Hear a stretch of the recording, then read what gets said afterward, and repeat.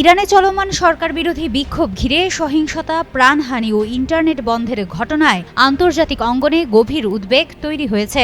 সাধারণ মানুষের উপর অতিরিক্ত বল প্রয়োগের অভিযোগে এবার সরব হয়েছেন জাতিসংঘ মহাসচিব আন্তোনিও গুতেরেস।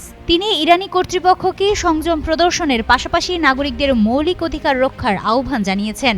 রোববার এক বিবৃতিতে গুতেরেস বলেন, ইরানের বিভিন্ন স্থানে বিক্ষোভকারীদের বিরুদ্ধে নিরাপত্তা বাহিনীর অপ্রয়োজনীয় ও অসামঞ্জস্যপূর্ণ শক্তি ব্যবহারের খবরে তিনি গভীরভাবে উদ্বিগ্ন।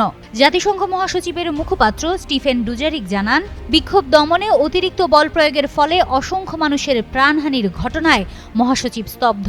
গুতেরেস জোর দিয়ে বলেন, আন্তর্জাতিক আইনে স্বীকৃত মত প্রকাশের স্বাধীনতা, শান্তিপূর্ণ সমাবেশ এবং সংগঠনের অধিকার অবশ্যই পূর্ণভাবে নিশ্চিত করতে হবে। প্রত্যেক নাগরিক যেন ভয়ভীতি ছাড়াই শান্তিপূর্ণভাবে নিজেদের দাবি তুলে ধরেন, সেই পরিবেশ তৈরি করা সরকারের দায়িত্ব।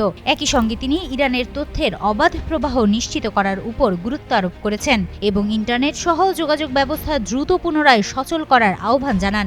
গত ডিসেম্বর তেহরানের গ্র্যান্ড বাজারে ইরানি রিয়ালের দরপতন ও অর্থনৈতিক সংকটের প্রতিবাদে বিক্ষোভ শুরু হয়, যা পরে বিভিন্ন শহরে ছড়িয়ে পড়ে।